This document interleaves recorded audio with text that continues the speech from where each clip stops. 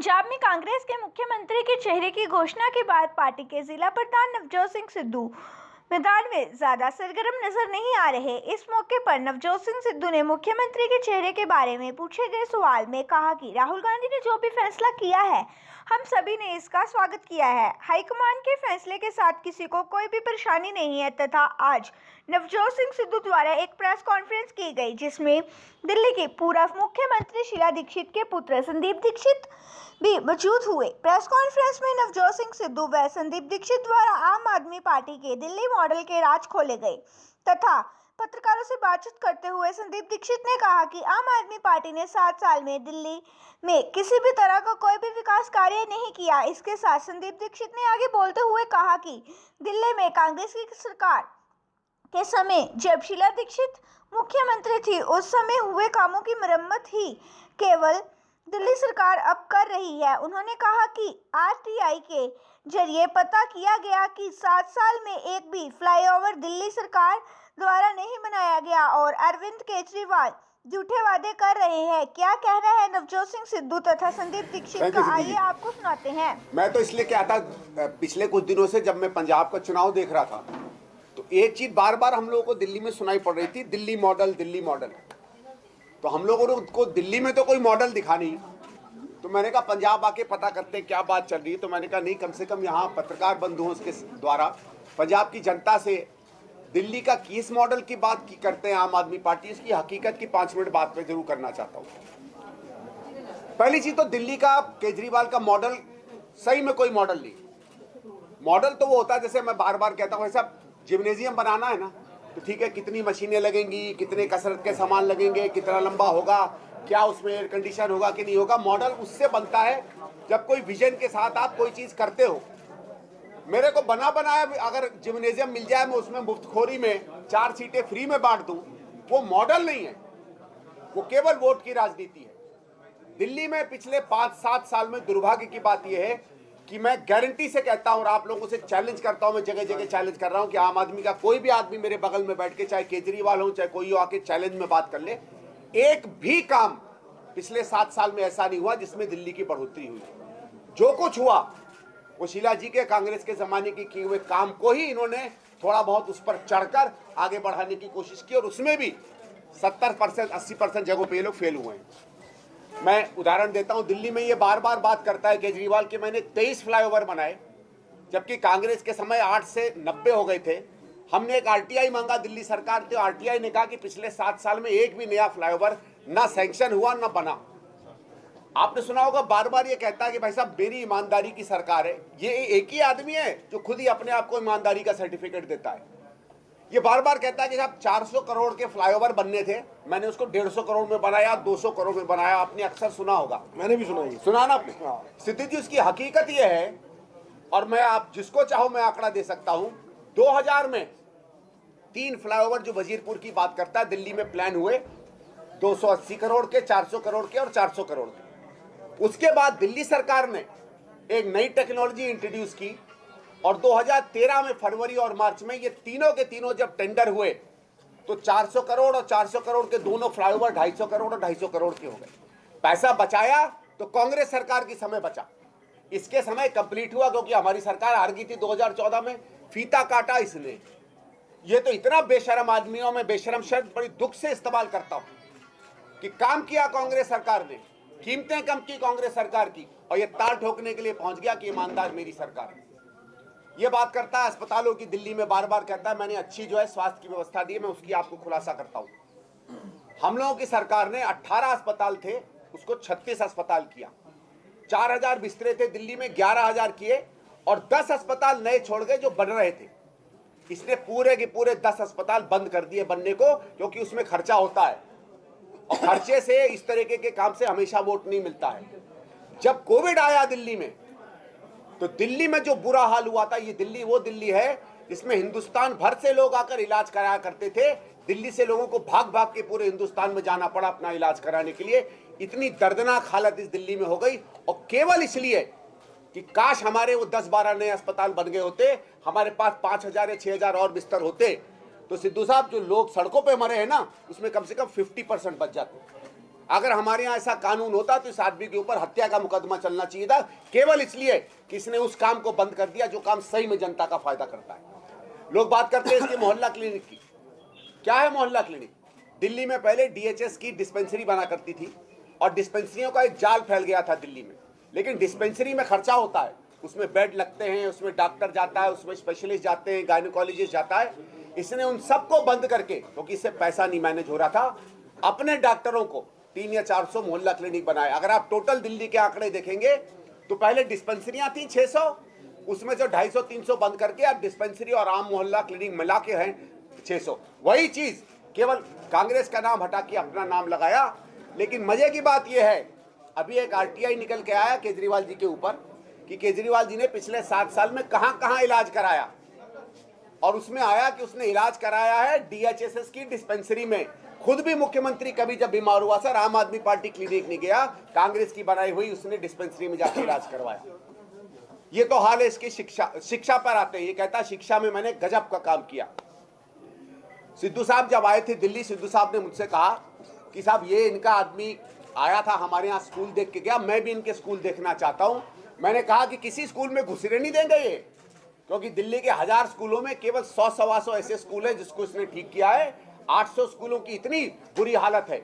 आप लोग प्रेस वाले हो, आप लोग दिल्ली में किसी अस्पताल में घुस के कहो कि हम फोटो देखना चाहते हैं, पंजाब में सच दिखाना चाहते हैं, आपको घुसने तक नहीं देंगे। क्योंकि ये जो स्कूलों को ठीक करने का काम था ये तो पहले से चल रहा था। कांग्रेस के समय 14,000 नए कमरे बने थे, लेकिन हमारे समय 300 नए स्कूल बने थे। इनके समय 20 या 22 इन्होंने नए कमरे पुराने स्कूलों में बनाए, लेकिन केवल 10 नए स्कूल बनाए।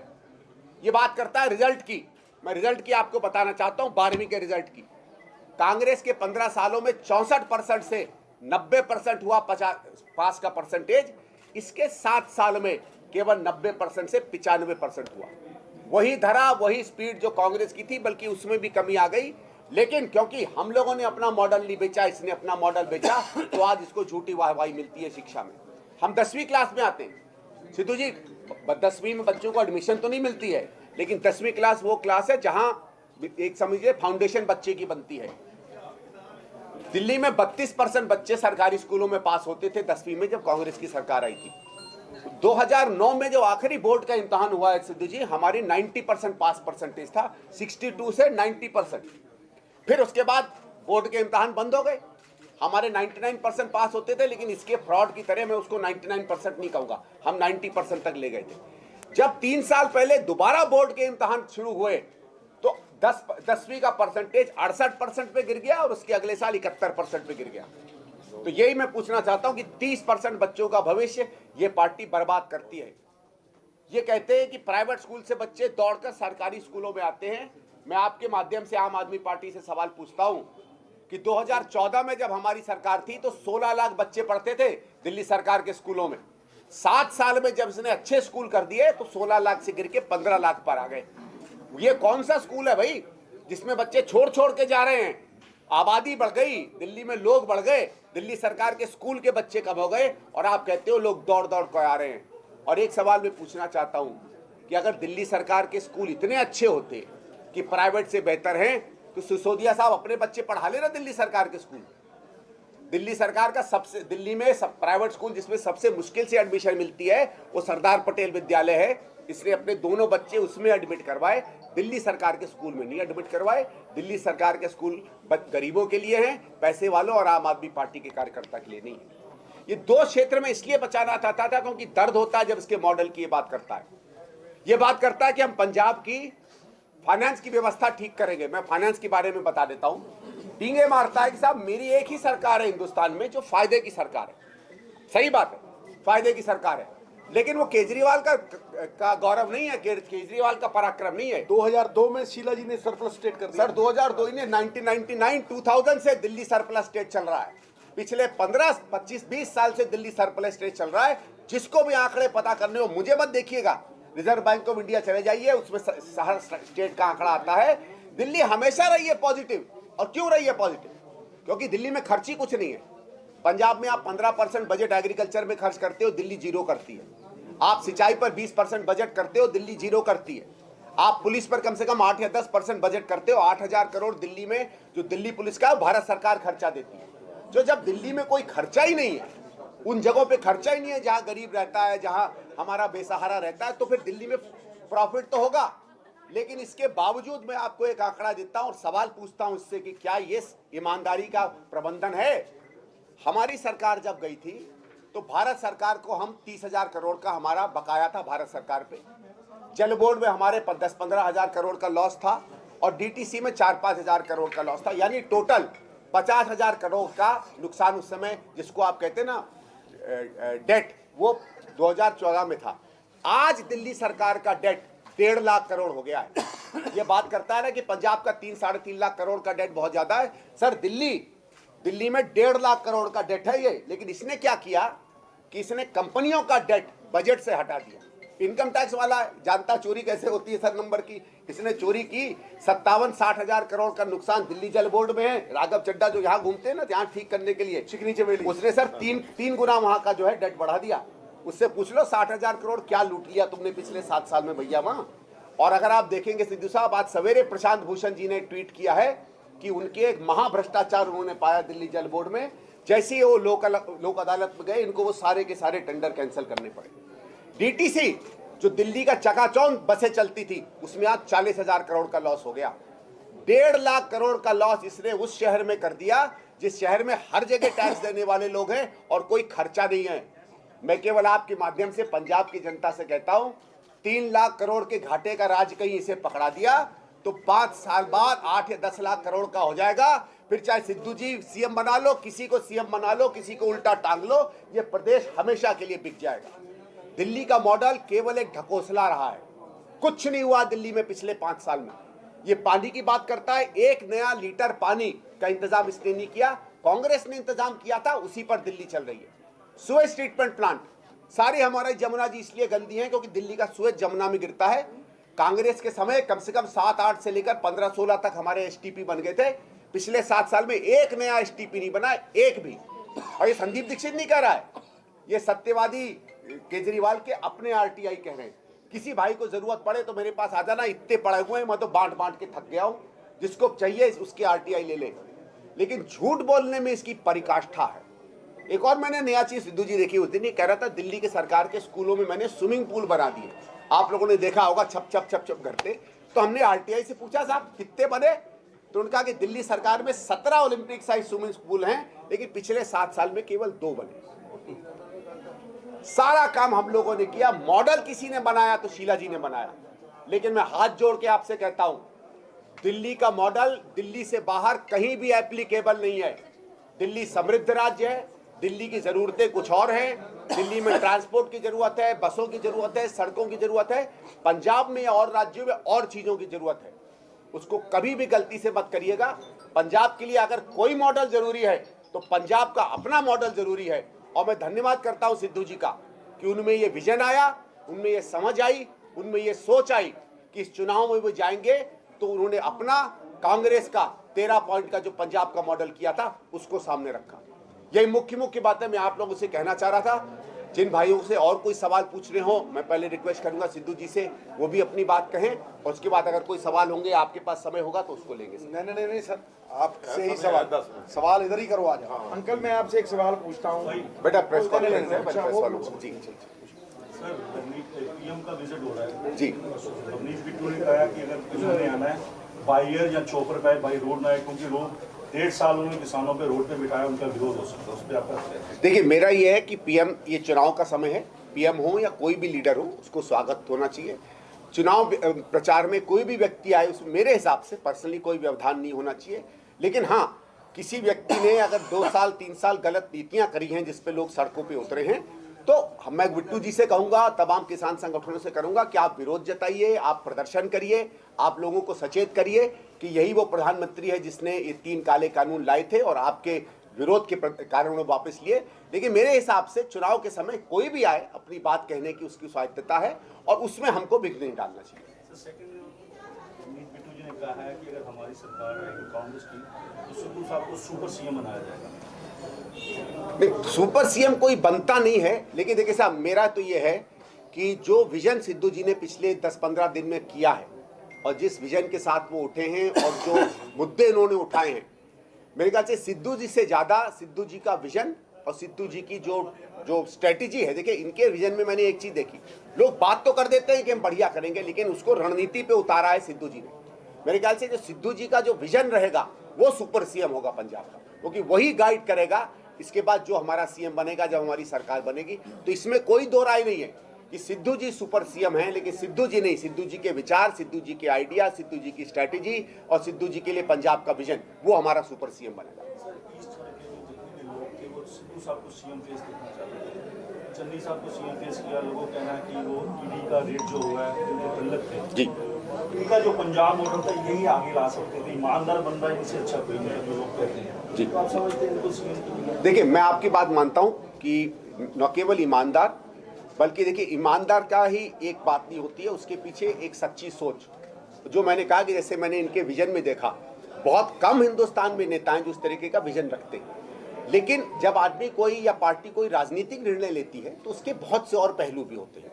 इसलिए हम पार्टी के अल्तमा सदस्य हैं, पार्टी ने जो भी सोच समझ के किया होगा वो सम्मान देखा होगा। मैं इतना जरूर अपने को व्यक्तिगत रूप से कह सकता हूं, और सिद्धू जी को भी मैंने एक दिन बताया कि साहब मेरा एक सपना है कि एक दिन मैं आऊं चंडीगढ़, मुझे झंडे वाली गाड़ी लेकर आए और मैं आपकी स्वेरिंग इन पर आऊं।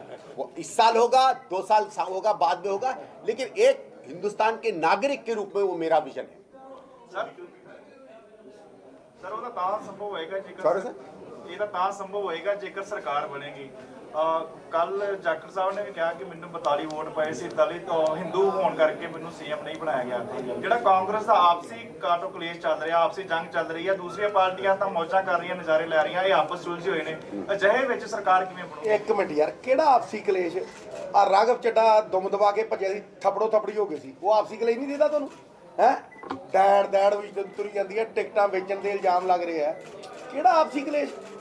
ਭਾਈ ਅਸੀਂ ਠੋਕ ਕੇ ਕਿਹਾ ਕਿ ਲੋਕਾਂ ਨੂੰ ਕਲੈਰਿਟੀ ਦਿਓ, ਰਾਹੁਲ ਜੀ ਨੇ ਆ ਕੇ ਕਲੈਰਿਟੀ ਦਿੱਤੀ, ਸਾਰਿਆਂ ਨੇ ਉਹਦਾ ਇਸਤਕਬਾਲ ਕੀਤਾ, ਕਿਹੜਾ ਆਪਸੀ ਕਲੇਸ਼? ਪਰ ਫਿਰ ਇਹੋ ਜਿਹੇ ਬਿਆਨ ਆਉਣੇ ਤੁਹਾਨੂੰ ਲੱਗਦਾ ਨਹੀਂ ਕਿਹਦੇ ਬਿਆਨ? ਜਾਖੜ ਸਾਹਿਬ ਦੇ ਜੀ। ਜਾਖੜ ਸਾਹਿਬ ਜੀ ਦਾ ਵੀ ਬਿਆਨ ਆਇਆ। ਦੇਖੋ ਮੇਰੀ ਗੱਲ ਸੁਣੋ, ਹੋਰ ਪਾਰਟੀਆਂ ਦੇ ਵਿੱਚ 100 ਆਉਂਦੇ ਆ, ਉਹਨਾਂ ਦੇ ਬਾਰੇ ਗੱਲ ਕਰੋ। ਹੋਰ ਪਾਰਟੀਆਂ ਦੇ ਵਿੱਚ 100 ਬੰਦੇ ਆਹੀ ਗੱਲ ਕਰਦੇ ਆ, ਤੁਹਾਨੂੰ ਕਾਂਗਰਸ ਦੇ ਦਈਏ ਯਾਰ, ਇਹ ਕੀ ਗੱਲ ਹੋਈ? ਮਤਲਬ ਮੈਂ ਤੁਹਾਨੂੰ ਅੱਜ ਕਹਿ ਰਿਹਾ ਕਿ ਕਿਸੇ ਨੂੰ ਕੋਈ ਦਿੱਕਤ ਪਰੇਸ਼ਾਨੀ ਨਹੀਂ, ਜੋ ਹਾਈ ਕਮਾਂਡ ਦੇ ਫੈਸਲੇ ਅਸੀਂ ਮੰਨੇ ਆ ਔਰ ਅੱਗੇ ਵਧੇ ਆ, ਔਰ ਬੜੇ ਹੱਸ ਕੇ ਅਸੀਂ ਚੁਣਾਵ ਲੜ ਰਹੇ ਆ। ਔਰ ਹੁਣ ਚਰਨਜੀਤ ਸਿੰਘ ਚੰਨੀ ਘੱਟ ਤੋਂ ਘੱਟ ਨਹੀਂ 4 ਤੋਂ 5 ਰੈਲੀਆਂ ਕਰ ਰਹੇ ਨੇ। ਬਾਕੀ ਪੰਜਾਬ ਦੇ ਲੋਕਾਂ ਦੇ ਹੱਥ ਹੈ ਫੈਸਲਾ, ਉਹ ਕੀ ਫੈਸਲਾ ਕਰਦੇ ਨੇ ਮਹੀਨੇ ਬਾਅਦ ਪਤਾ ਲੱਗ ਜੂ। ਕੋਈ ਕਲੇਸ਼ ਨਹੀਂ ਹੈ ਕਿਸੇ ਦਾ ਵੀ। ਕੋਈ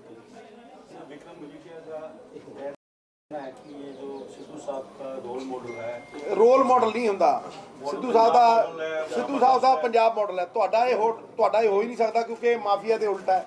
ਇਹ ਮਾਫੀਆ ਮੁਕਾਣ ਦੀ ਗੱਲ ਕਰ ਰਿਹਾ, ਤੁਹਾਡੇ ਵਾਲਾ ਮਾਡਲ ਹੀ ਮਾਫੀਆ। ਤੂੰ ਰੇਤਾ ਚੋਰ 40 ਕਰੋੜ ਤੂੰ ਜਮ੍ਹਾਂ ਕਰਾਇਆ 10 ਸਾਲ ਔਰ तेलंगाना ਇੱਕ ਹਫ਼ਤੇ ਦੇ ਵਿੱਚ 57 ਕਰੋੜ ਰੁਪਏ ਕਮਾਉਂਦਾ। ਸੋਚ ਕੇ ਦੇਖੋ, ਇੱਕ ਸਟੇਟ 300 ਕਿਲੋਮੀਟਰ ਦਰਿਆ ਲੈ ਕੇ 57 ਕਰੋੜ ਰੁਪਈਆ ਇੱਕ ਹਫ਼ਤੇ 'ਚ ਕਮਾ ਰਿਹਾ।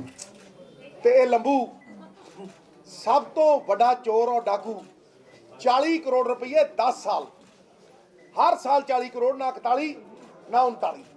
ਇਹ ਐਡੇ ਵੱਡੇ ਚੋਰ ਨੇ, ਮਾਸਟਰਸ ਆਫ ਕਰਪਸ਼ਨ। ਸਿੱਧੂ ਸਾਹਿਬ, ਤੁਹਾਡਾ ਪੰਜਾਬ ਮਾਡਲ ਤੁਸੀਂ ਪੇਸ਼ ਕੀਤਾ, ਬਾਕੀ ਪਾਰਟੀਆਂ ਵੱਲੋਂ ਕੋਈ ਅਜਿਹੀ ਰਣਨੀਤੀ ਸਾਹਮਣੇ ਨਹੀਂ ਆਈ। ਦੇਖੋ, ਤੁਸੀਂ ਮਿਹਨਤ ਕੀਤੀ, ਪਰ ਤੁਹਾਨੂੰ ਲੱਗਦਾ ਕਿ ਤੁਹਾਨੂੰ ਬੁਝਾਇਆ ਜਾ ਰਿਹਾ ਲੋਕਾਂ ਸਾਹਮਣੇ? ਮੇਰੀ ਇੱਕ ਗੱਲ ਨੂੰ ਸੁਣ ਲੈ ਯਾਰ ਮਿੱਤਰਾ, ਇਹ ਮਿਹਨਤ ਜਿਹੜੀ ਕੀਤੀ ਇਹ ਕੋਈ ਆਸਾਨ ਨਹੀਂ ਕੀਤਾ।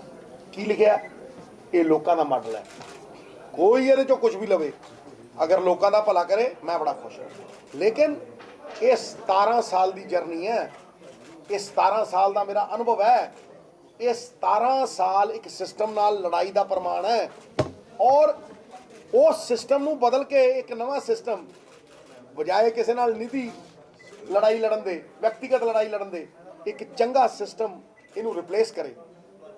ਇਸ ਜਦੋਜਹਿਦ ਨਵਜੋਤ ਸਿੰਘ ਸਿੱਧੂ ਲੱਗਿਆ ਰਿਹਾ, ਔਰ ਇਹ 17 ਸਾਲ ਦਾ ਅਨੁਭਵ ਪੰਜਾਬ ਮਾਡਲ ਦੇ ਰੂਪ ਦੇ ਵਿੱਚ ਅੱਜ ਲੋਕਾਂ ਦੇ ਸਾਹਮਣੇ ਰੱਖ ਦਿੱਤਾ ਤਰਕ ਦੇ ਨਾਲ, ਔਰ ਇਹ ਦੱਸਿਆ ਕਿ ਪੰਜਾਬ ਦੀ ਲਾਅ ਐਂਡ ਆਰਡਰ ਨੂੰ ਛੱਡ ਕੇ ਸਭ ਤੋਂ ਵੱਡੀ ਸਮੱਸਿਆ ਇਨਕਮ ਹੈ, ਔਰ ਉਹ ਇਨਕਮ ਕਿੱਥੋਂ ਜਨਰੇਟ ਹੋ ਸਕਦੀ ਹੈ, ਕਿਸ ਤਰ੍ਹਾਂ ਜਨਰੇਟ ਹੋ ਸਕਦੀ ਹੈ, ਔਰ ਉਸ ਇਨਕਮ ਨਾਲ ਲੋਕਾਂ ਦਾ ਭਲਾ ਕਿਵੇਂ ਹੋ ਸਕਦਾ, ਔਰ ਪੰਜਾਬ ਨੂੰ ਕਲਿਆਣਕਾਰੀ ਸਟੇਟ वेलफेयर स्टेट किस तरह बनाएगा। सर आपकी बेटी से जब पूछा जाए सीएम केस नवजोत सिंह सिद्धू, यार, उन्होंने कहा वे ईमानदार बंदे हैं, देखो लॉन्ग टर्म के लिए मेरी एक गल सुन यार, मेरी बेटी कैंपेन कर रही है अपने बाप ਲਈ ਤੇ ਇੱਥੇ ਮਾਂ-ਬਾਪ ਦਾ ਕੋਈ ਸਰੋਕਾਰ ਨਹੀਂ ਹੈ, ਇੱਥੇ ਪੰਜਾਬ ਹੈ, ਪੰਜਾਬ ਦੇ ਲੋਕ ਨਿਰਣਾ ਕਰਨਗੇ। ਮੇਰੀ ਬੇਟੀ ਨੂੰ ਬਾਹਰ ਰੱਖ। ਮੇਰੀ ਬੇਟੀ ਭਾਵਨਾ ਦੇ ਨਾਲ ਆਪਣੇ ਪਿਓ ਦੇ ਲਈ ਆਈ ਹੈ, ਲੇਕਿਨ ਮੈਂ ਪੰਜਾਬ ਦੇ ਲਈ ਆਇਆ ਔਰ ਮੈਂ ਪੰਜਾਬ ਦੀ ਗੱਲ ਕਰਦਾ। ਪੰਜਾਬ ਦੇ ਲੋਕ ਫੈਸਲਾ ਕਰਨਗੇ। ਮੇਰੀ ਬੇਟੀ ਬਾਹਰ ਰੱਖ। ਹੋਰ ਦੱਸੋ। ਓਕੇ।